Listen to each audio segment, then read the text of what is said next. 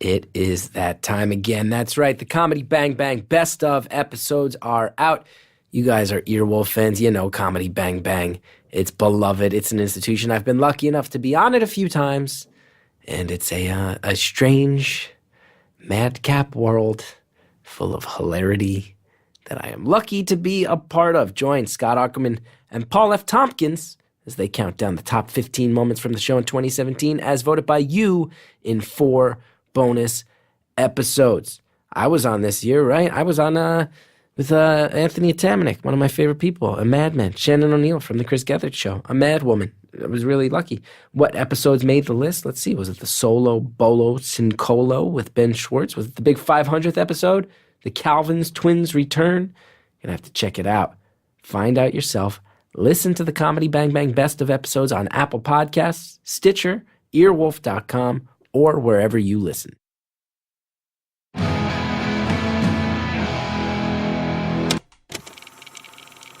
Hello to all the shop kids. It's Beautiful Anonymous. 1 hour, 1 phone call, no names, no holds barred. I'd rather go one-on-one. I think it'll be more fun, and I'll get to know you, and you'll get to know me. Hello, everybody. Welcome to Beautiful Anonymous. First full episode of the new year. Happy New Year to everybody. Happy 2018. Get the sense talking to people. Every single week I talk to people. 2017, 2016 too. You know what I noticed? People felt frustrated, man. That's the common bond between a lot of the people who call this show, a lot of people I talk to in real life. Frustrated, nervous, scared people. 2018, I'm really hoping, becomes a year where we all pull our heads out from that sand. Get warm with each other, empathetic, connect with each other. That's why I'm so proud of this show and so lucky to be a part of this show. It's about people connecting with each other.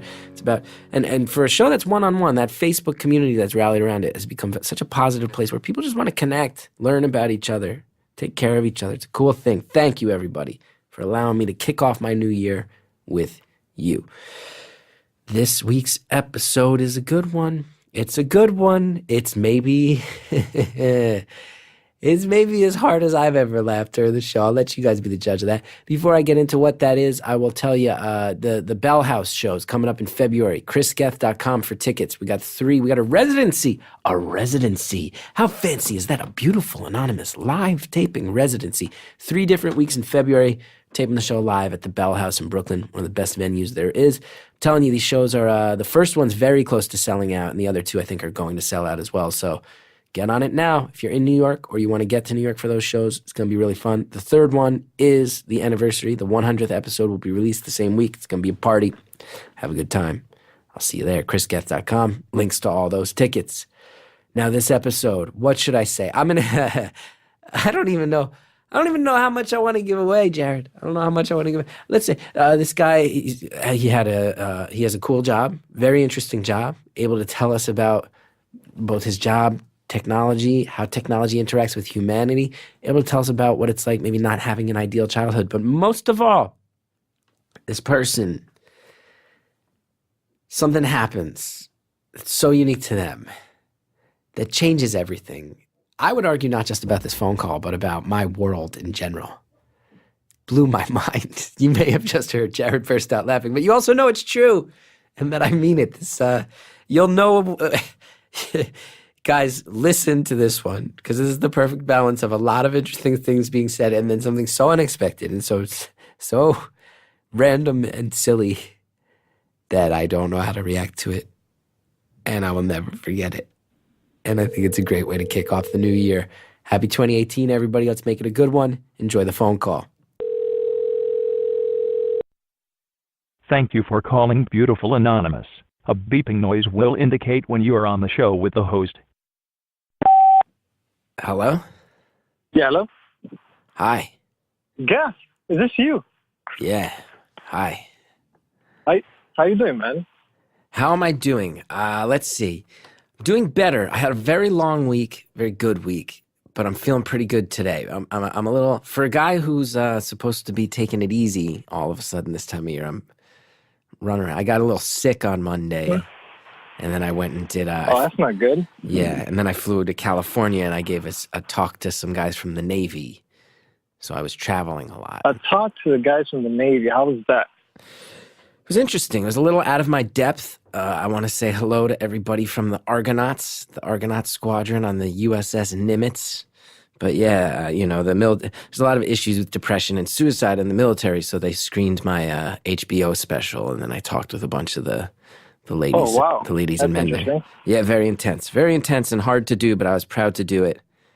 And yeah, you would think as awesome, man. as a liberal artist that I'm supposed to be, me in the military, that the values don't match. But what happens is you go meet people in person, you realize a lot of these people are just young kids who are trying to help the world.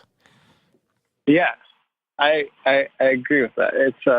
It's very interesting. I have a lot of friends in the military, and some have changed completely. Like their personality kind of gets erased sometimes, and some just they come out the same. Yeah, it really pushes their personalities and their boundaries, and it's pretty crazy. Yeah, I like meeting individuals from all walks of life, as anybody who listens to this podcast knows. And you look somebody in the eye, and they're like a 22-year-old who's like, yeah, no, I wanted to help people, help my community, help my country. It's always nice to see, and it's always important to remember that the actual individuals trying to help us and protect us are not the ones setting policies that we may or may not like. So it was interesting, and it was flattering to be out there, but it was also in Fresno, not the easiest place to get to from New York City. And I had Definitely not. travel nightmares, blah, blah, blah. Well, Who Gus, cares? I really want to say, Yeah. Before we get started, I just want to say thank you for your show. I appreciate it. Thank you. It really helps me on my drives around town. That's awesome.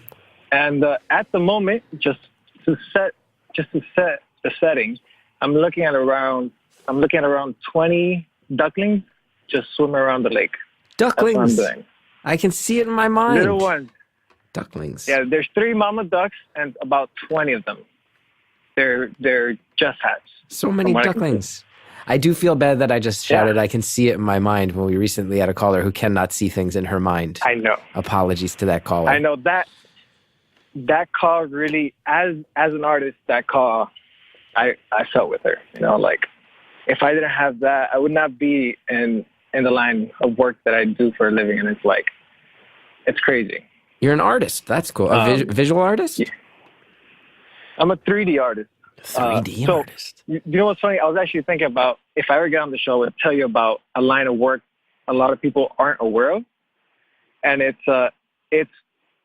I'm like the puppet master, right? So when it comes to creating 3D characters, the puppet master. So when it comes to creating 3D characters like Woody from Toy Story, I'm the guy that comes in and they hand me the model, right? So they hand me Woody, and I go ahead and I create the mechanics that go inside of them to be then handed off to an animator.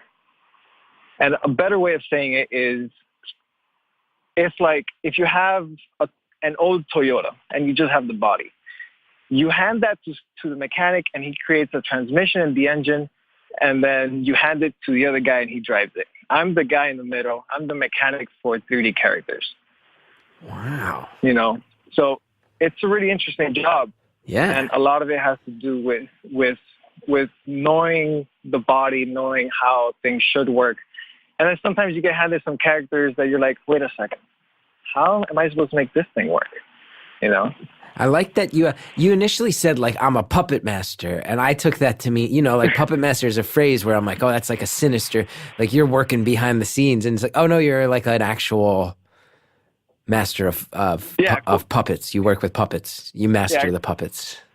You're a puppet quite master. Literally, yeah. So you're a puppet master. There's nothing sinister about it. It's a fun job, and it's extremely rewarding.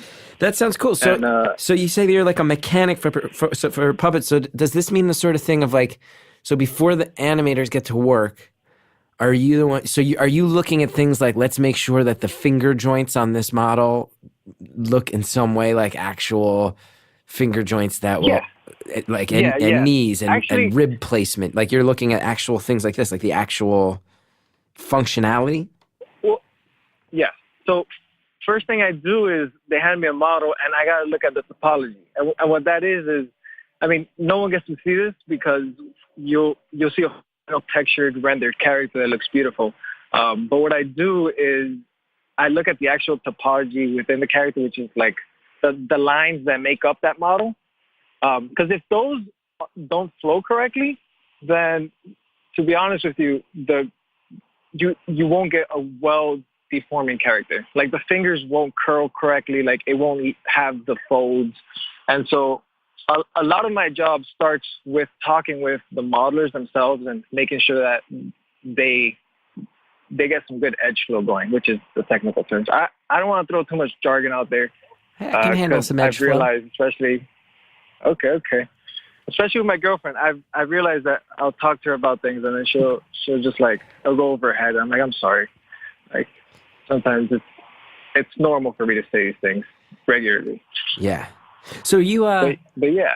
So this is specifically with animated characters. This is not like your Andy Serkis, your Jar Jar Binks, like a human where they do the ping pong ball motion capture type thing. This is different than mocap. No, actually, to be honest, and I did meet him rather recently. Jar Jar Binks? Andy Serkis. Andy Serkis. Andy Serkis. Got it. Yeah. I wish I met Jar Jar Binks. Yeah. But yeah, me too. So Andy Serkis' job, and there's a lot of conflict between what people say and what he says. And because I don't know if you're aware of this, but he's come out and said that animators don't do they don't do anything, that he does most of the work. And I had this conversation with him, and I asked him his opinion on it because it's kind of like a sore spot in the industry. Who knew? And who knew? I happen to agree with Andy. You do? Huh? I was just going to say, on the outside, none of us knew that Andy Serkis was at the center of such controversy amongst animators. Yeah, it's a controversy because to put out a character, like Woody from Toy Story, and I'll come back to that because it's the easiest reference that most people will get. He was animated by a lot of people. It wasn't just one of them, right? And so when it comes to Gollum was acted out with one individual, and a lot of animators came and tweaked that to make the final piece, right?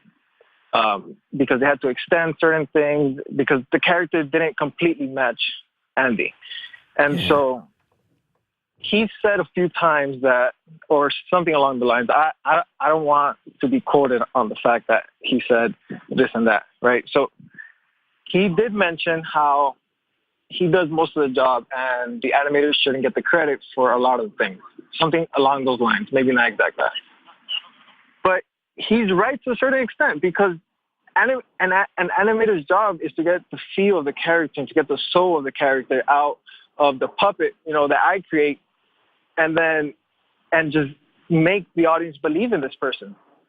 And I happen to agree with Andy in the sense that he does a great job in actually getting these characters to feel and getting just like the personality out there. And the animators come and they have to tweak a lot of things because for some reason, I think he did the Planet of the Apes character as well.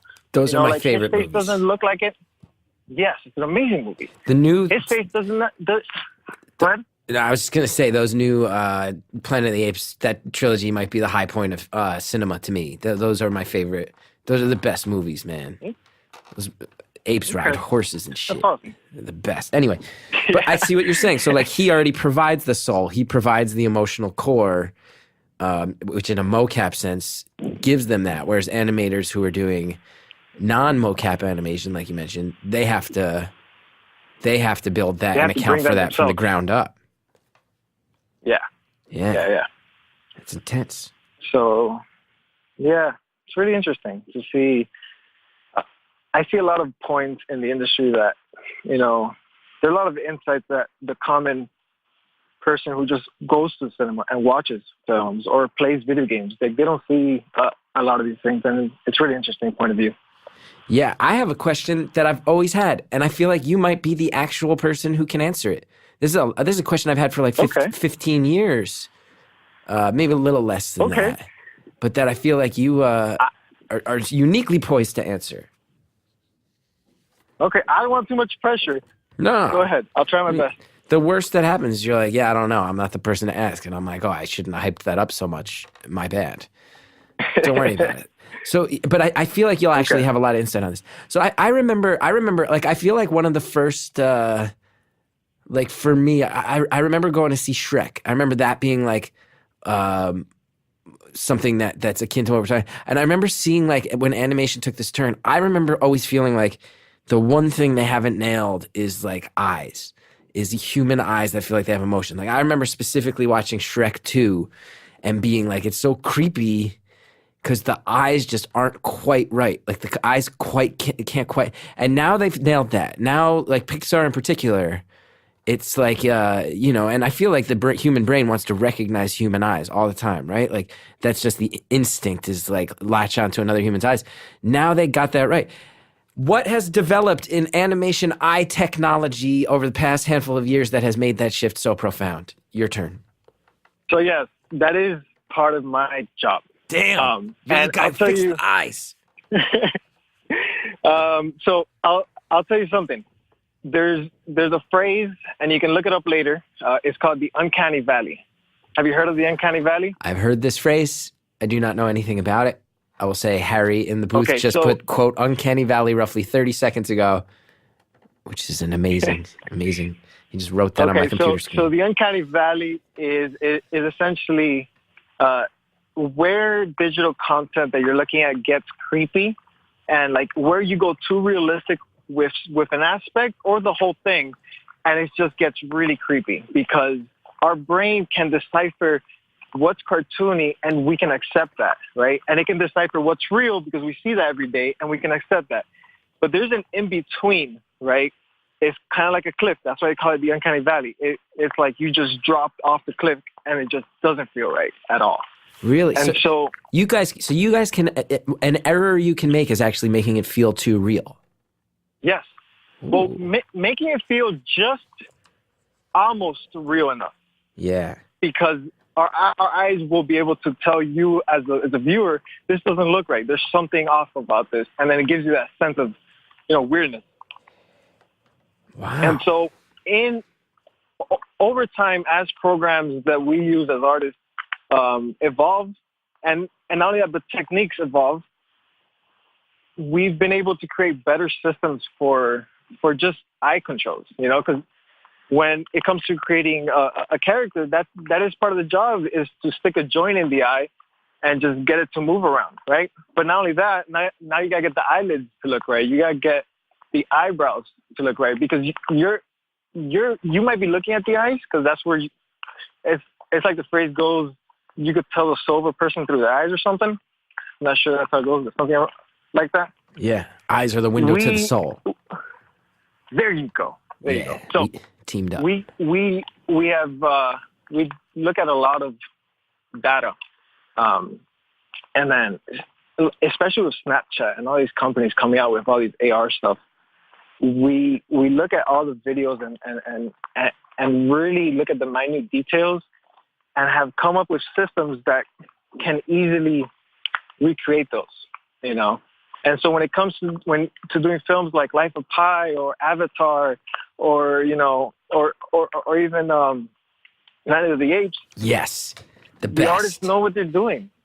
They know what they're doing because they're really digging in, doing the research, and just it's hard because it's working extremely long hours just to get this one part right. That if you don't get it right, it really throws off everyone else's work, Right. So. Right.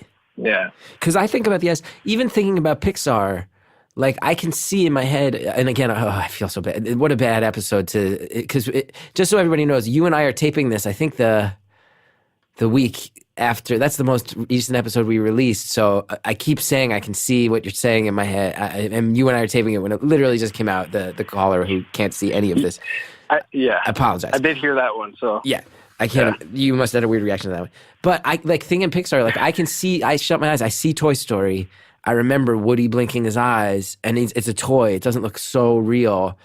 You compare that with like Coco, which I just watched, and it's like night and day. Like the way the technology has progressed even since then, those eyes on those characters are just they're able to get somewhere different that they weren't able to get 10 years ago, huh?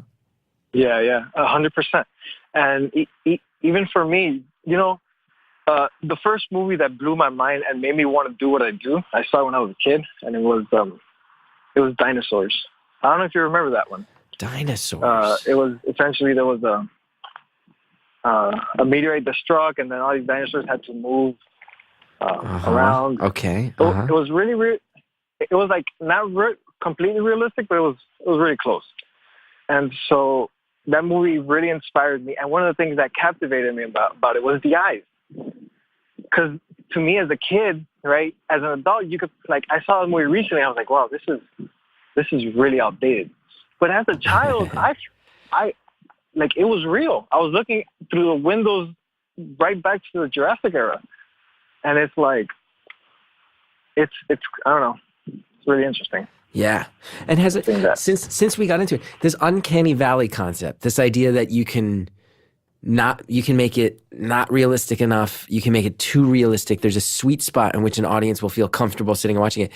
Are there any examples? I feel like maybe all of us have in mind those pictures. Like I can point to things and be like, oh yeah, that one didn't feel realistic. Are there any famous examples of projects where people got too realistic and like past that tipping point, creeped out their audiences where it felt a little too real? Yes, but off the top of my head, I can't tell you, and I don't want to just pull a movie out and stick it in that right under that umbrella.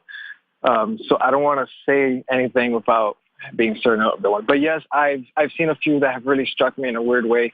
Yeah, and I'm like, this just I gotta stop. Unsettling. Maybe we can Google that. Maybe if you wouldn't mind, Harry, Googling like Uncanny Valley, who's taking it too far. Maybe we'll get some examples so you're not the one throwing them under the bus, but we can still get your professional opinion.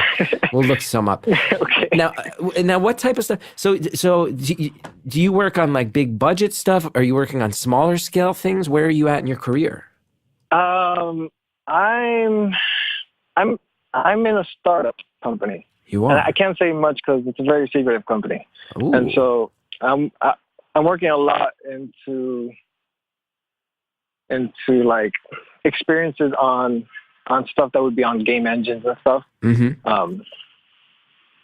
But I've signed way too many papers, and I can't say a lot of things, to be honest. No, that's totally fair. I will say gaming seems to be a thing, especially for because gamers. There's a whole culture of gaming. People don't realize so much technology these days develops out of gaming, and then makes its way to other entertainment areas. And the future. People also don't realize there's been years, I believe, correct me if I'm wrong, where some of the biggest earning monetarily entertainment platforms of the year are actually games, not movies, right? Games have started to match movies as far as the actual amount of money they generate.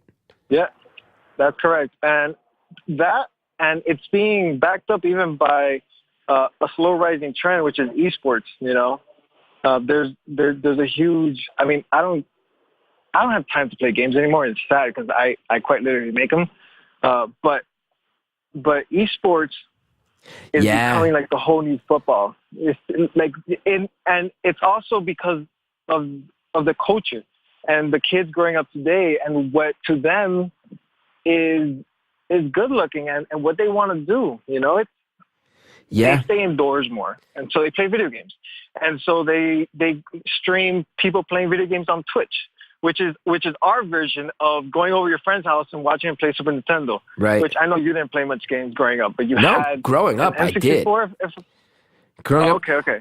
You'll appreciate this story because I think you'll know this. It pinpoints my age perfectly. It pinpoints exactly my culture, and as someone who's immersed in gaming, I actually grew up playing a lot of games. I was a Nintendo kid. Got a Nintendo when I was in 3rd grade. I had to quit gaming. I started to realize I had a very addictive personality in college. It was after GoldenEye, which tells you everything you need to know. But GoldenEye, I was so addicted to GoldenEye that I started all my dreams. I swear to God, I would only have dreams where I was running down hallways. every dream I had was just me running down a hallway. And it's because I was playing so much GoldenEye that it was, I realized, man, this is taking over my actual awesome. brain. It's readjusting my brain chemistry where I'm only dreaming in one certain way, and it's just me running down hallways. Had to quit if I was going to focus on anything else. Oh my God, that was a pretty seminal hilarious. game, right? That's like a turning point game for N64, I think. It was. Cultural touchstone of the game. Not only as the FPS genre, which is a first-person shooter, Yeah. that is a big glory moment in that line. Yeah, I mean, you know, it's right. Just because You got your Wolfenstein, you got your Doom, you got your Duke Nukem, and then I would say GoldenEye is the next big leap in FPS, right? I don't know the history of this as well as some others, but those are some that come to mind from my childhood. And that's when I said, I'm out. Yeah, that's along the lines right there. We just looked it up. Apparently, one of the most famous Uncanny Valley moments is, and I'm looking at a picture of this that Harry's put on my screen. Truly disconcerting. Apparently, in Twilight, in the final movie of the Twilight series, there was an animatronic baby, and it was supposed to be very intelligent, but the eyes make it look completely horrifying. Just actually horrifying. There you go. Yeah, they took it too far. Don't have bad dreams about that one now. Ooh, that can easily happen with those. Ooh. Okay, so you're working in gaming. You're helping to enact this technology, helping to develop this technology. Yeah. How does one get into it? You got to go to school for this. You know, that's a step on the journey. Seems to me like before we hear about that step on that journey, why don't we go ahead and hear about the other journeys, the journeys of your life and how your life might be aided by products and services as provided by our advertisers. Please do check these guys out. Use the promo codes if anything appeals to you, helps the show. Be back with more phone call just after this. Sometimes the best stories come from the deepest struggles, which is why the world of up-and-coming comics is a narrative goldmine. See for yourself in the HBO comedy series Crashing, and I want to go ahead. I'm going to go off script right now, let you know. Crashing is a great show. Pete Holmes is the star of this show. He's a very old friend of mine, dear friend of mine. I knew Pete really well during the stretch of his life that Crashing is based on. I can't tell you how true this story is. I actually taught his improv classes while he was going through his divorce. I had no idea, but it was the exact match of time. Pete's the best. Show is really great. I've watched it myself. You're going to love it. Judd Apatow executive produced it, and as you know, Judd Apatow, he produces good things, I'd like to think. And these are really people that I consider in my comedy family, and it's a show that I'm happy to say, go watch it. Set the DVR right now. Shows a realistic, honest depiction of starting out a comedy career in New York City. As a New York City comic, I can say some of the scenes are brutal in their accuracy. Season 1, Pete was broke, getting divorced, trying to navigate the world of stand-up. Season 2, he is still all of those things, but this year, Pete explores the alternative comedy scene. He dabbles in romance and expands his worldview. I heard Pete built a set that looks exactly like Rafifi, which is the venue where he and I both came up, and I can't wait to see it come to life again. Guest appearances include comic stars like Whitney Cummings, Bill Burr, Dave Attell, Jeff Ross, Jamie Lee. You guys are going to like the show. Season 2 of Crashing premieres January 14th at 10:30 p.m. All of Season 1 is available to stream on HBO. Go get into it. Audiobooks are great for helping you be a better you, whether you want to feel healthier, get motivated, or learn something new. And with an unmatched selection of audiobooks, original audio shows, news, comedy, and more, Audible has all the audio content you need to start your year on the right foot.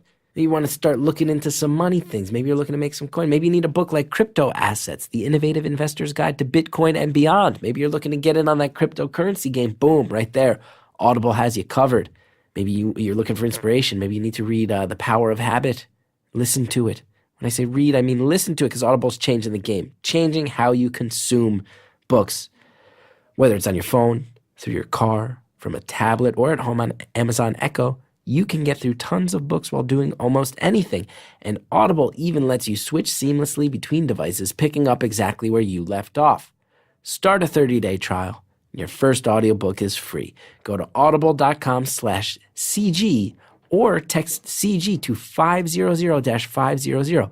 That's audible.com/CG or text CG to 500-500 for a 30-day trial and free first audiobook. You can do it with audiobooks. Thanks again to all of our sponsors. Now let's get back to the phone call. How does one get into you got to go to school for this. I did, and look, I'll tell you this right now. I went to my community college. At the same time, I was going to high school, so I got my associate's before my high school diploma. Good for you. I've never heard of that. Yeah, there's a program called Dual Enrollment, and so I did that from 9th grade through 12th. And by my senior year of high school, all I was doing was taking like wood shop, auto shop, and machine shop courses. Right. And they called me the shop kid because I took all my credits through college, and those applied back into my high school ones as well. No, wait, let me ask you. Because I would have to imagine, so you're studying this at a college level. You're heading for an associate's degree. This is stuff where you need to know woodworking, metalworking. You're going to be working with models. You're going to be working with puppets. You understand this is a goal. I know from my high school experience, the shop kids were not necessarily the motivated ones who were getting ahead academically. They were the worst. The phrase shop kid. Kids that don't do anything. The phrase shop kid was used to for the kid who would like burn you with a cigarette while you were waiting for the bus. That was the shop kids. By the way, I have a weird laugh, so if you hear a squeak, that's my laugh. It did sound... I wasn't certain what was happening. It makes me want to make you laugh for the entirety of the rest of this phone call. That's your laugh? Stop! Stop! We're not talking about animation anymore. What? Come on, Chris. That's your laugh! That's your real laugh? Yeah. This can't be... It's a plague. It's a curse and a gift. Has that been your...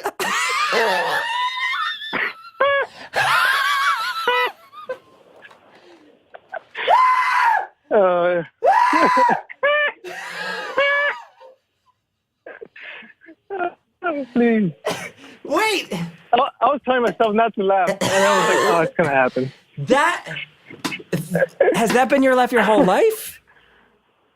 Yeah. Well, it actually honestly started after puberty. That was the weirdest thing. Do other people in your family have this laugh? My son, he's a year old. He laughs and he squeaks, and I don't know if it's just because he's a baby, or if that's his laugh. So I'm not quite sure. I wonder if he's mimicking you. So when you started laughing like that, people got enough problems in puberty with like all of a sudden there's weird patches of hair, and their bodies are growing out of control. And you also developed like a laugh that sounds like a laugh, yeah. like a goose. A goose. Yeah. Actually, my best friend, he loves my laugh, and he'll defend my laugh in public places. I love your laugh. So like, I've been at comedy shows where they purposely, like, my friends want to sit me in the front so I can laugh and then see the reaction of the comedian. And I'm like, please don't. Like, I don't. Well, here's the thing I'll say. Someone with your laugh, I would have to imagine as a comedian, the way they react to that, and I mean, they have to address it a lot of the time, I bet. And the way they do that, I would argue, can immediately tell you their actual skill as a comedian. Because the people who aren't confident enough yet are going to make fun of you for it. And there's going to be other people who realize that it's such a gift. And I bet you've had that experience where some comedians embrace it and make it a positive. And it speaks to their skill. Because I'll say this. I have a pretty obnoxious laugh. You've heard it on the podcast. And I had a friend. Not bad. It's good. It goes big, though. It goes big fast. You never make fun of someone for how they laugh. I'll beg you, out there in the world, if you're listening to this, you don't laugh. Because laughter is an expression of joy. And laughter, comedy and horror are the two genres where you don't get to pick if and when you react. You don't get to choose when you laugh. Everybody knows a forced laugh when they hear one. Everybody knows a genuine laugh. It's a beautiful thing to express your joy. It's why I'm addicted to doing what I do. I'll never make fun of you for your laugh. That being said, I will laugh in response to your laugh. I will laugh very hard when I hear your laugh. You laugh with me. I will laugh with you, but I will never judge it because a laughter is an expression of joy. That's like killing a mockingbird. You can't ever judge someone for how they laugh. People got weird laughs. That's joy. Never judge that. You never make someone feel embarrassed or ashamed for experiencing joy. You can't do that.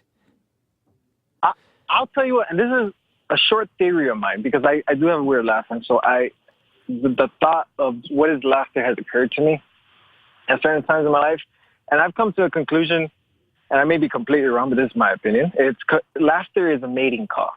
Because as a species, you're a human. And just think about it. Do you as a person want to be around people who make you laugh? Or do you as a person want to be around people who make you cry? Or just make you have bad feelings? I mean, I'm hoping they want to be around people who do both, baby. I'm hoping they want to be around people who do both, baby. Yeah. So yeah, that's just a short theory I had. But no, I think it's true. That is my laugh. I think people are attracted to laughter. Attracted to those who can make them laugh. I will say, with that laugh, maybe that's why there's 20 fucking ducklings around at all times. You got jokes. I do. I mean, if you start the call by telling me you're surrounded by 20 ducklings, and then it turns out this is your laugh, I have to point out that maybe you're surrounded by ducklings more often than the average person on the street. I have had birds come around me because of my laugh, not ducklings. No. Yes. Your laugh attracts birds. I've been with friends that my laugh has attracted birds, and then they just break out laughing themselves. Your laugh somehow tunes into the language and frequency of certain birds where they think that it's either like a mating call or a distress signal. You can communicate with birds via your laugh? Apparently. I mean, I don't do it purposefully, nor do I, like Spider-Man. I don't use my power to like capture birds because I don't want to. I mean, yeah, with great power comes great responsibility. Comes great responsibility. Hell yeah, dude. There you go. Hell yeah, dude. That is, I've 17 years where my profession is basically to try to produce the sound of laughter from other human beings. You have by far the most unique laugh I've ever heard. I highly appreciate that. I'll make sure to tell my best friend about it. I'm pretty sure he'll enjoy that compliment. Just you walking around laughing, getting followed by ducklings. It's pretty great.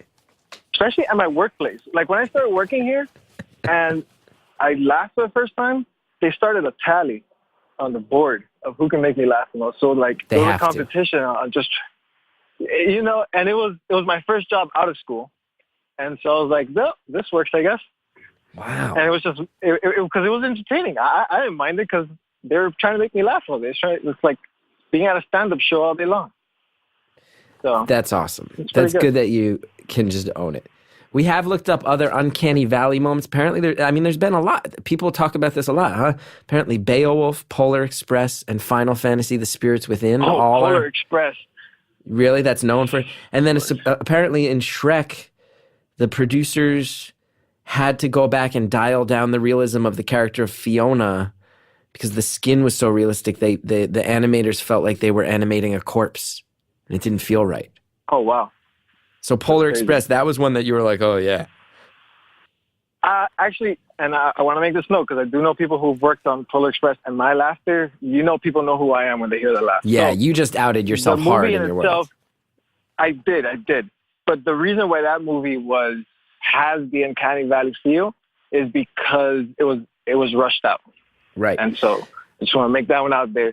It's still a great film, and to this day, it's played every Christmas. Yeah, and also, let's be clear. You're being really cool about it, and for anybody who is listening who may know you now, I'm not asking you to talk shit about this. It's a very fascinating concept that you brought up, and everyone who works in your field, it sounds like, has to focus on this merging of, like, these theories and this technology, and everyone's trying to figure this out and wrap their head around it. So I'm not trying to ask you to talk shit about your peers. I'm just trying to say, what a cool, fascinating thing. When you do a very cursory Google search, here's what comes up when people talk about this. So I'm not trying to put you on the spot and say condemn or defend your peers. I'm saying, that thing that we've been talking about. Oh yeah, here's some examples. So that's on me. That's not. Yeah. So were you an art kid? Were you like the kid? Were you always the kid who could draw like crazy? Oh, absolutely not. Really? I suck at drawing. Yeah. So how do you get into animation? I like drawing. How do you get so motivated to do Well, this that you take college classes during high school? That's the thing. Back to the school thing, right? When I was doing the college courses, I had to pick a career. And I was at a very down time in my life where, like, I was, like, couch surfing and just, like, sitting in my car and all this crap. And I was like, I just need to go somewhere. And, yeah, man, let's not get into it. Guess that just gets bad. But you just got to come out punching. So I go ahead and I'm like, animation, you know, like, I love films. They are what makes me happy. And some of my happiest moments were watching these with my dad. So let's go ahead and try this. And so I tried it out, and I realized that, you know, like, drawing is pretty good, because to know animation, you got to know the principles of animation, and you got to know how to draw to a certain extent. Because when you're working with 3D characters, it's more about moving a puppet around in time and space and getting the certain actions out, you know, that you could do with video reference. Yeah. Like, a lot of the films that are made nowadays, I'm pretty sure all of them have video reference that the animators looked at to go ahead and make these films. And so I said, I'm going to try animation, right? So I graduated high school, had my associates, and I went to my university down where I'm at, and it was fun, but their art program was the equivalent. And I'm sorry, Sally, and sorry to your aunt, but it was you shit in a corner, you break a glass vase on it, and then you put a sign next to it, and that's art. It was very contemporary. Now, there's nothing wrong with that, but it's not my type of art. Yeah. And so I said, I got to go. On the ground, yeah. And I went to, I applied to SCAD, which is an art school in Savannah. Uh-huh. And pretty well-known art just school. In Savannah. You were just in Savannah, correct? I was, yeah. I was there for 2 days. Beautiful town. So you might have seen the word SCAD. Oh, yeah. In a lot of places, because they essentially own that city. And that's where I was at. You went to SCAD? Yeah, I went to SCAD. And it was great. And it was extremely expensive, but the guidance was amazing. Yeah. And I say guidance because they teach you how to teach yourself, you know. That's cool. And I did that, and I graduated, and I got a job, and, you know, now I got a little son. He's cute. Maybe has my laugh. How old are you? I'm 26. 26. Wow. I tell you, I'm not going to ask. You don't want to go into it, but just connecting the dots. The idea that you were sleeping in a car in high school, you showed this type of motivation. You went and got an associate's degree while you were in school. SCAD is no joke. That's one of the top art schools in the country. Even I know that. The fact that you're now working in the field that you chose, you're raising a kid at a young age. I got to say, you don't have to tell me anything about it. I'm not going to bother you about it, but just connecting those dots, holy shit, you really toughed it out. You really held it together, huh? It's interesting. Look, the way I see the world is a lot different than others. It's like, I wasn't handed a great deck of cards, right? And I'll go into a little bit, just because I don't mind, because I've told this story many times when people ask.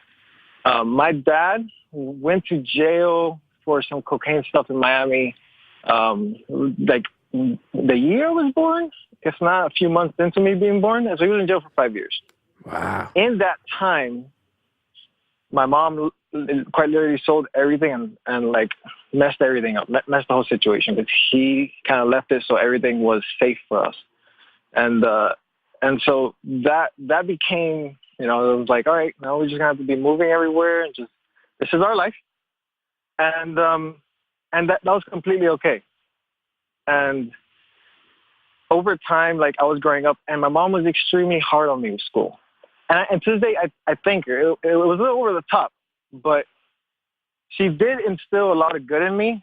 But at the same time, in doing so, she created a lot of hate in me towards her because of how she came onto doing these things.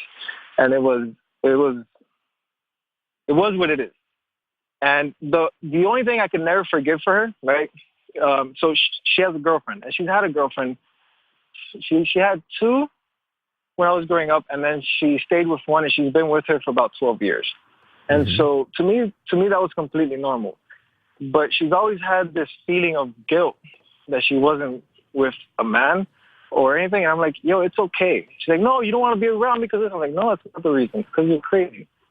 You know, and it's become to a point where we're estranged. You know, it's that relationship, and she hasn't met my son, and it sucks. That's but sad. It is what it is. You know.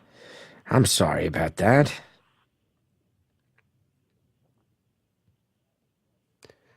Hello? Hello? Yeah, I can hear you. Oh, wow. That story got so emotionally intense that the phone couldn't handle it anymore. Had the phone blinked out.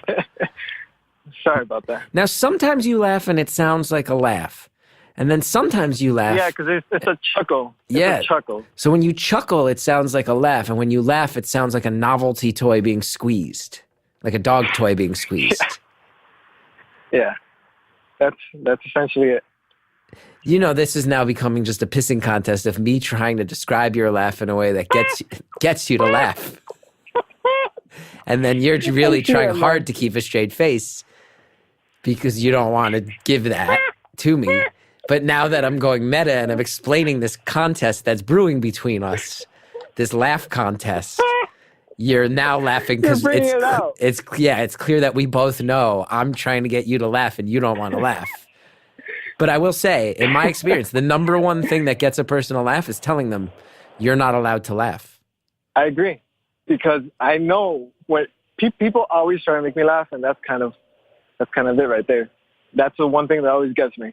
So it works. I'm just saying, anyone listening right now would be so mad if you left right now. How come? Because they're going to veer off to the side of the road and crash their cars. You know what's funny? I listen to everything about your life show a lot. Yeah. I listen to your show a lot when I'm Ubering, because SCAD is an amazing school, but SCAD is a very expensive school. Yes. And so sometimes you make me laugh, and I am driving, and I'm like, come on, guys. You got to stop this, man. You got to stop with the jokes. So here I am on the phone with you. not driving. And there you go.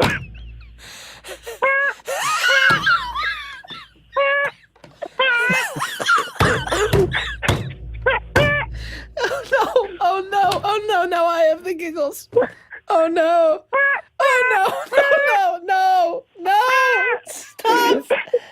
Stop. Oh no. With great power comes great responsibility, guys. I got your card.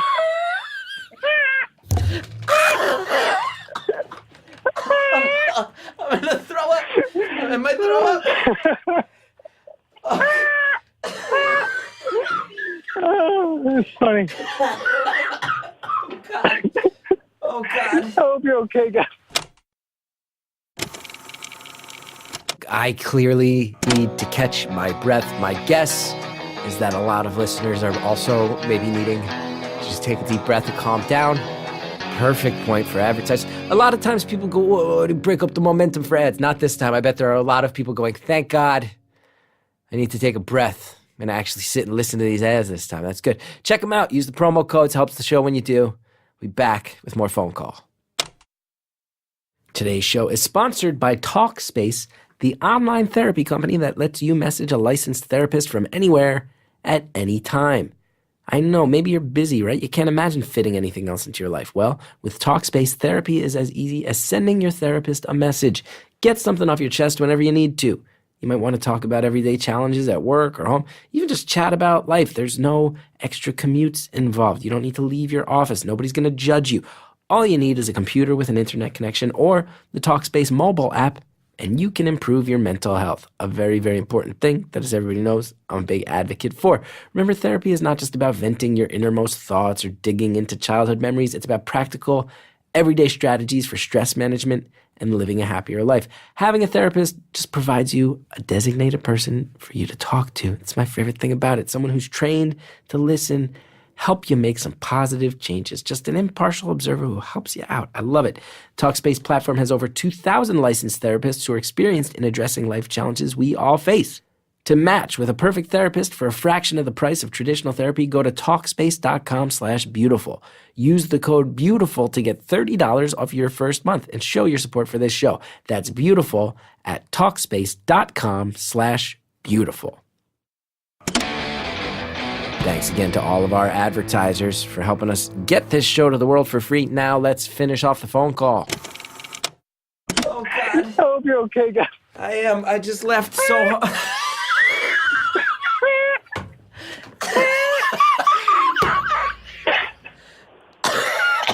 Oh, God. Oh, God. I'm so sorry. No, it's not your fault. I asked for it. It was a Pandora's box. Oh, God. Yeah, I'm just getting over a stomach virus a couple days ago. And then I laughed so hard that oh, my God. I just found out that it's like a loop. I got to be careful because I want to make you laugh because I find it funny, but I find it so funny that it's actually dangerous for me. Yeah. Oh, God. Oh, God. Hello? Yeah. Okay, so did you... So, Yeah. I mean, where does this go, Gus? Because this could be a laughing competition, but it's not healthy for you, clearly. As a comedian, I would expect that to be good, but you can't handle a laugh. No, here's what because we got 19 minutes left. This one's flying by. Here's what it's going to be, clearly. I'm going to just try to ask you about animation, and I'm going to pray you don't laugh along the way, because it's just going to, every time it's going to be like a house of cards that falls down again. So, Okay. So did you, I'll try to hold my composure. So that SCAD degree goes a long way. You must be able to get a job right out of school with that thing, right? No, absolutely not. Oh, SCAD degree doesn't go a long way. It doesn't? So, I'll tell you what. I wasn't even asked for my degree when I got my job. Oh, wow. When you graduate, our version of a resume is a resume attached with a demo reel, Right. showing what you're capable of doing. Right. And so, if you spent your years at SCAD partying down in downtown, then let me tell you, your resume is not going to look pretty. And Right. so, I know your demo reel is not going to look pretty, and so no company's going to hire you. So there could also be And a prodigy. that's kind of You're like- in an industry still young enough, too, that there could be some prodigy who never went to school, and if they can bring it, and they'll get hired. Well, if you can bring it, you can show it. And if you have it, but you don't show it, that's not going to take you anywhere. Right. So it's an environment where the school, if you go and buckle down and do the work, you put your head down, do the work, learn the technology, learn how to merge it with art, SCAD's a great place that can teach you to do that, and then you still have to go do it. Yeah. And I'll tell you where I learned a lot of my stuff is like, so my upbringing was a lot of couch surfing. What I loved to do deeply in my heart was grab my laptop and sit down at a Starbucks at 7 a.m. and not leave till 12 at night, right? And what I would do is I had access to an online digital training library called Digital Tutors, which is now Pluralsight. Wow. And they were amazing because I could use my time in so many other ways, but I'm like, I want to do this. And if I want to do this, then I gotta really do my art. And I would just sit down and do all these tutorials. And I must have gone through like most of their library for the stuff I wanted to do. And when I got to college, SCAD particularly, I realized that a lot of the kids there got out of high school and just came here. And they didn't have any of the stuff that, like they weren't aware of what program it was or like or even how to use it, which is the main part. And I was like, well, I kind of got an advantage. And so it was just an interesting thing, to see that all the work I put in while in a shitty situation did pay off big time. Because when I was in school, I was doing so well and getting stuff going, Yeah, and good for you because it's adversity can a lot of kids who have a dad in prison, who have a mom who's maybe got a lot of these guilt issues getting in between you. They're not going to react to that adversity by buckling down and finding a quiet place to go work and find their way out of it. It's really, so many things that you've said that I can connect the dots and realize like that's a really special thing. A lot of people go get in trouble. You didn't do that. You went the other way. God, I am so scared you were going to laugh. I'm so scared at any point. I can barely talk to you. I'm holding it. Yeah, you just barely held that one. I did. But this goes back to why I'm thankful for a lot of stuff my mom did. Like my dad passed away when I was 12 out of esophageal cancer. I'm sorry. And my relationship buckled out with my mom at that point. But at the age of 12, I started working at like the local flea market, jumping. I was a 12-year-old kid. I was like, hey, do you need someone to work for? I will pay you like $30 a day. I'm like, okay.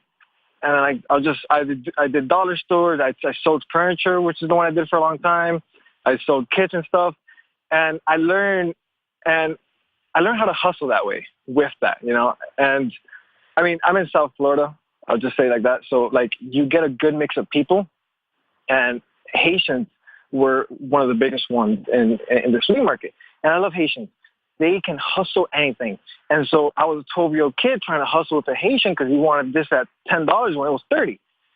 And over time, over 5 years of this, you get me? It was like training. It's what it was. I mean, yeah, I was getting paid and it was crap, but like I learned how to talk to people, and I learned how to be more open and just humble about things. Because I see people coming through every day, and people who go to the flea market sometimes don't have much, and like you could see it just in their faces. You could read people, which is also part of animating. You got to be able to, you know, like walk the walk. Right. And look, and this is actually something I want you to do. I don't want you to picture a sunset, even though I pictured that sunset. It was beautiful when she said it. Next time you're in public, I want you to stand behind someone who's walking and copy their walk. Copy the shoulder movement. Copy any limp or any slight limp they might have, the hand movement, and that will get you in the mentality of that person. You're going to see a lot of things just by that, you know. And I learned this at a young age, and then it came back up because like one of my professors said, do this, you know, like figure out who a person is. I'm like, you know, like I've done that for a while. Holy crap. And so now that's good advice, and it sounds like a cool exercise. I will remind you, I live in New York City where that may get me killed. Oh my God. I forget about that. I've never been to New York, so I wouldn't know. Yeah, if you just follow someone and mock them, like they'll mimic them, they will take that as mockery, and you might get screamed at on a subway for that. You might get me killed. I'm sorry. Next time you're in Savannah, do it for sure. They understand. Yes, everyone's so nice there. Everyone's so nice there. It is. Yeah, now... but yeah, so... Yeah. Go ahead. No, I was going to say, like, how much, like... So you're working... You can't say in exactly what, but, like, you're working in gaming. You've mentioned there's so much, like, augmented reality type stuff right now. This is... This stuff is going to change everything, huh? Yeah. I feel like... Yes. You look at it, you're like even like you look at all the stuff Disney's like rumored to be doing with their new Star Wars theme park, and you're like, oh, it's just going to be like Westworld. There's going to be a real Westworld where you go live a reality in a theme park. Like that stuff's coming, huh? Yeah. Yeah. 100%. Wow. It's crazy. It's the future of the world is changing, and a lot of people don't realize it, and it's going to be really exciting. Yeah, you got these puppets. So how long did it take you to go? How long after you got out of school until you got your gig? Graduated in March. I got a job. Graduated in March. I got a job like a month after. This year? I was applying while I was... Yeah, no. This was 2015. Years ago. Okay. So I've been 3 years. Yeah. 3 years here. That's cool. That's great. That's cool. It's like that VR realm type of stuff, and it's really awesome. Yeah. Yeah. That stuff's cool. That stuff's cool. I like that. Yeah, man. It's funny. So many of the early calls to this podcast, and I think this podcast still gets unfairly stereotyped because a lot of it early on was like struggling artists looking to find one. I think a lot of that is because that's how people who knew me before this podcast, that's one of the major things they related to me on. You're the guy who found public access and built a career off of it, you know, when your career was failing. Like, yeah. It's really nice to talk to you, you know, a couple years into doing the podcast, because I think it's such a reminder. I bet you'd agree with me. The advice I always give every artist, you can sit and wonder why it's not working out as much as you want. You can sit around and say, I got all the skills in the world. if you're not a hustler and you're not resilient and you can't figure out how to have a thick skin, don't be an artist. Yeah. You got all those things. I do. And I'll tell you what, someone recently told me, like, because I pay a month $1,300 in student loans, right? That's ridiculous. And so, wait, $1,300 for what? I do have my student loans. Oof. That's a month. Yeah. That's my monthly payment with Miss O. Sally Mae, Auntie Sally. And so, what I got to do, right, is I was told the other day, like, your definition of a hustle. I'm like, what do you say? Like, you got so many jobs. And I do Uber. I do some gigs at CVS where I do surveys for people. I have my main job, which provides me with my health care and everything for my child and my family and like the main source of income. But I also make pens. And so it's like I got to do all these other things and just to make up for the burden of what student loans do to kids. And it's crazy. It's nuts. Yeah. You know, because I have a good paying job, but there's a lot of my friends, most of them, they graduated, don't have a job, and I don't know how the crap they're making it. Yeah, it's scary to me. There's a flawed system where we shrink social services and then also ask kids to start their adult lives $100,000 in debt. That's just very scary. I'll tell you what, the future of education, and I'm 100% with this, is going to be online. It's going to be online training. And it's going to be about skill sets. It is. Right? And a lot of kids are getting taught that it's not about that's about a degree. And unless you want to be a doctor, unless you want to be a doctor or a lawyer or something that does require a degree, then I don't think you got to go to school. Just apply yourself. Now there's enough online training to do most of it. You're going to get me in trouble with my mom because I've gone on record been like, don't go to college. It's dumb. I shouldn't say that, but I should say if you're directionless and you're not sure at all what you want to do, like I was, take a gap year until you figure it out. Yeah. Don't spend that money just to spend that money. We don't live in that age. Like you said, I'm like you. You found these things that became your real school that you knew, and then you went to school with some intent and purpose to follow. Same thing. I found the UCB Theater. That was my real college, comedy. That was my comedy college. I should have done that. Yeah. And not everybody should do comedy college. I don't want every asshole who signs up for an improv class to blame me. I don't want that. Sorry, I just called. But if you realize you want to do that, you're right. I think specialized focus training is the way of the future. I think a lot of us middle-class privileged people, we used to like the DeVry commercials would come on TV, right? You'd see like the TV trade school commercials. You'd be like, those infomercials for schools. It's like, no, I think that's the way of the future. I think small specialized programs that focus on real applicable skills that don't cost you six figures. That's the future. I think you're right. Yeah. Udemy is beautiful.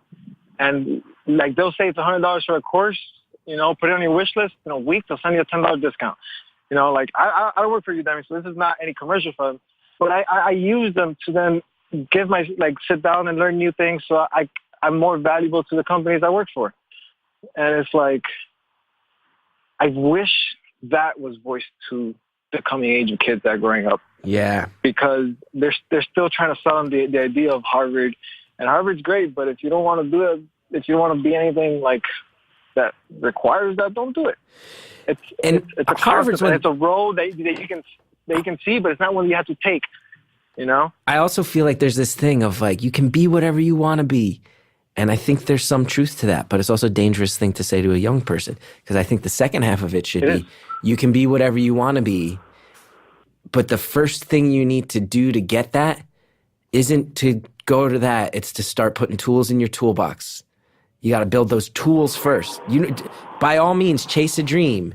But you better have, if you're going to chase it, when you get that chance, you better know exactly, you better have your knives sharp when you get there. You know what I mean? You better know, you better have done thousands of reps on all the tools you need to be successful so that when that lucky moment does present itself, you're not still a dreamer.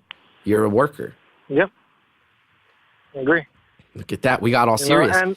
I thought this stuff was all going to be all about trying to make you laugh and hear that honk noise again, that honk laugh. Instead, we got real serious. It'll come. But it is a thing that's very important. And I believe like the internet is changing, and it will become something that will be voiced more and more when professionals who are graduating now or have graduated in the recent years start voicing their concerns. And I think so. And they're the ones that are having kids, and they are going to see the system they were put into was flawed. So it's like, yeah, that's because like I'll tell you what, if my son wants to be a doctor, I'll pay for your school. But if you want to be an artist, let's talk about what you want to paint with. Let's go to Blick. Let's go buy some stuff. Yeah. It's simple as that. Step one. And then I'm sure too, and there's real potential shown, and it seems like there's even more important than potential, dedication shown. All right, now what school do you think gives you the best shot? And let's talk about getting you there now that you've proven it. But I think that you're right. I think in the future, our generation and younger, going to be a lot of people going, I want you to prove to me before we start talking about funding this school, prove to me first that you're going to work through it and you're going to get something out of it. Yeah. Because it's ruining people's lives. In some cases, in a lot of cases, no, but especially for people who aren't privileged. You're starting at such a deficit when you come out of it, and man, is it not easy. And again, I'm not judging, you're a hustler, but the fact that you've just said you have a full-time job, then also drive Uber and also do work on the side at other places is another thing that's reflective. A lot more people doing that, and they're convincing us that this gig economy, as they call it, is like, oh yeah, find some fun work on the side. And it's like, well, it's not fun work on the side for everybody. A lot of times it's the cost of living has outpaced our ability to pay for life. Oh yeah, big time. The cost of living is another bubble I just don't want to get into. That's nuts. Especially for like the reason why I had a kid so young is because my girlfriend and I decided we want to enjoy our kids. We don't want to be, we don't want to be 40 and then say, let's have a kid. Not saying that there's anything wrong with that, but it's like, we're young. We have all this energy. You caught yourself. We want to go to Disney. Caught yourself. You caught yourself talking to a 37-year-old guy who doesn't have a kid yet, and you said, not that there's anything wrong with that. I'm sorry. No. You caught yourself. I'm like, I did. But I'm like, we have all this energy. We want to go to Disney just as bad as he does. I still want to play with the same toys and Hot Wheels he has. Yeah, so, that's cool. Because I'm a kid at heart, and it's like, let's have a kid now. And, it's come out pretty well. And I would bet with your dad not being around, and then you losing your dad, I bet there's also a part of you that's like, I want to, like that childhood. Yeah. It's probably really important to you to make sure your kid's childhood is that ideal one, and is that one where you're really involved in all those aspects. I have to imagine that there's that. Yeah. To the point that he might be a little spoiled, but I'll tone down a little bit after this first year. It just happened. I'm sure. I mean, you're the type. There's no way your kid's not going to work hard, right? Like that's the exactly. That's the starting point. Yeah, he's gonna know dad's a kid, but he's gonna know dad's serious too. It's kind of learning how to balance the equilibrium between both really well, because that's honestly what life is about to me. It's like you can. This world is I'm sorry, but this is my way of viewing it. Is like this world is kind of like, for all we know, this is an illusion, right? So we could treat it as it is. There's no reason not to laugh when you're sad. There's the whole point of this is to enjoy yourself while you're here, and through my upbringing, which hasn't been great, that's what I've learned. When times the worst, laugh at it. To be honest with you, oh really? Here is only going on up. Oh really? Yeah. Oh, when life's at its worst, you laugh at it, huh? Just laugh at it, man. How's that go? How's that turn out for you? Well, look at me now. Pretty well.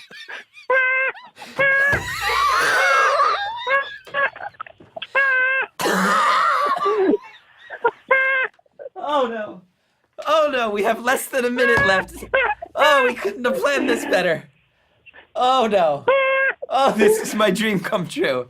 That you would go, this is everything I am. This is the stereotype of my career, and this show is like heartfelt, emo bullshit, and then the most cockamamie thing that could possibly be layered with that.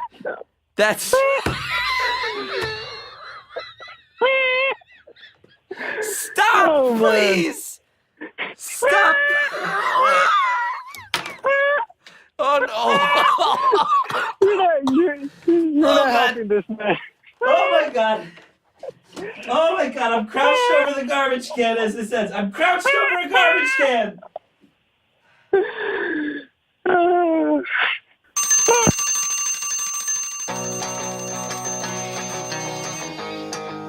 Caller, thank you so much.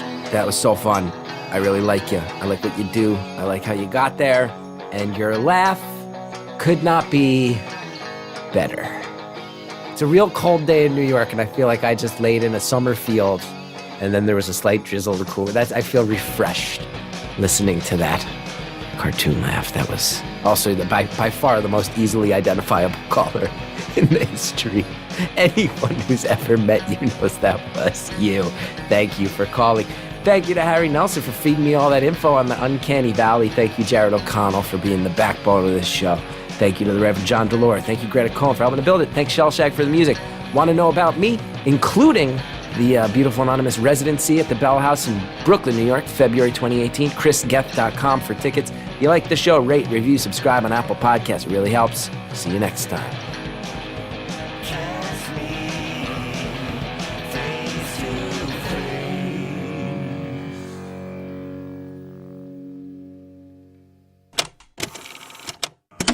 Today's show is sponsored by Talkspace, the online therapy company that enables you to improve your mental health from anywhere, at any time. Get matched with a licensed therapist from over 2,000 choices and message them whenever you need to. No commutes and no judgments. For a special offer for our listeners, visit Talkspace.com/beautiful and use the code BEAUTIFUL to get $30 off your first month and show your support for this show. Talkspace, it's therapy for how we live today. Sometimes the best stories come from the deepest struggles, which is why the world of up-and-coming comics is a narrative goldmine. HBO, Crashing, watch it. My friend, my former student, Pete Holmes, a good, hilarious man, executive produced by Judd Apatow, a man who's been a mentor to me, a champion of me. If you like me, you like Judd's world. You like Pete's world. I'm from the same world. Crashing is the best. It's realistic. It's an honest depiction of starting out a comedy career in New York City. It's one of the only things I've ever seen where I'm like, that's what it felt like to be scared and creative in New York City as a young person. Check it out. You're going to love it. Season 2 of Crashing premieres January 14th at 10:30 p.m. All of Season 1 is available to stream on HBO. Get into it, okay? If you like me, rally around my buddy Pete. Rally around Judd. He's been a true mentor of mine. Crashing's the best. Check it out. Next time on Beautiful Anonymous, a call that starts dark, gets even darker. You're the individual. I didn't know this before right now, but you're the reason. You're the human being that forced this show into existence. Well, I am glad to be, useful for something. So how does one become an escort? So, generally, to be an escort, you have to have looser moral compass than most other people. And I guess the decision that basically made me not continue the job was like my moral compass. Because your morals, if you have higher moral standards, which is sounds so conceited, you just can't put up with that much. That's next time on Beautiful Anonymous. Hi, I'm feminasty Erin Gibson. I'm homosexual Brian Safi, and we host the Throwing Shade podcast. On Earwolf. We talk about women's issues, LGBT issues, pop culture, 90 Day Fiancé. We go through all of it. We've had guests like Kay Cannon, Trixie Mattel, Ira Madison, Matt Belisai, Paul F. Tompkins. And us. Yes! We are our own guests. So far, the most interesting people on the show have been Aaron and me. You can check us out on Earwolf on your favorite podcasting app. Yeah, or check me out on Hollywood Boulevard. I'll be the one polishing the Steven Seagal star. And I'll be... Sorry, Katie Siegel. And I'll be supplying the shoe shine.